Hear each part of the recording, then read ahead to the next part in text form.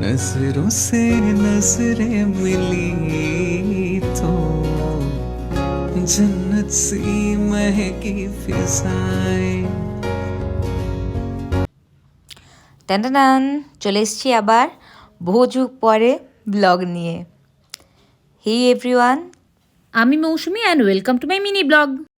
অল্প একটু তাড়াতাড়ি করে মেকআপ করে নিচ্ছিলাম, একটু সাজুগুজু করে রেডি হয়ে কোথায় যাচ্ছি জানতে গেলে পুরো ভিডিওটা দেখতে হবে।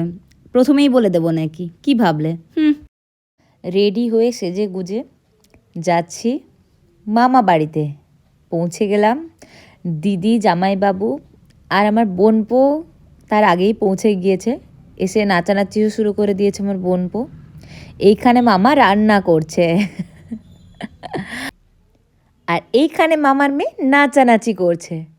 নাচানাচি আমিও করছিলাম ওর সাথে, কারণ আমার বিয়ে। আর আমি এসেছিলাম আইবুড়ো ভাত খেতে। মামা বাড়ি থেকে প্রথম শুরু করতে হয় আইবুড়ো ভাত, তো আমি প্রথম মামা বাড়িতে এলাম আইবুড়ো ভাত খেতে। মাইমা আলতা পরিয়ে দিচ্ছিল, তারপরে আমি একটু শাড়ি টাড়ি পরে সেজে গুজে নিচ্ছিলাম, মানে টিপ পরে নিচ্ছিলাম আর টুকটাক আর কি একটু রেডি হয়ে নিলাম। দিয়ে একটু ফটো ভিডিও তুলে তারপরে খেতে বসলাম।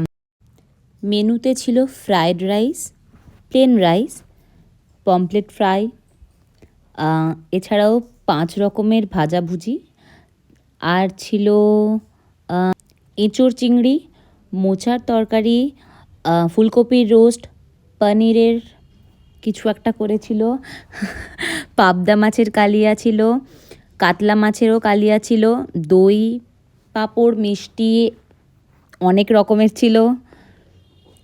এই যে সবাই আমাকে খাইয়ে দিচ্ছিল একটু একটু করে। ও আর হ্যাঁ, পায়েসের কথা তো বলতেই ভুলে গেছি।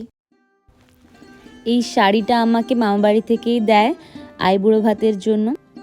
চলো আজকের মতো এখানেই শেষ, টাটা।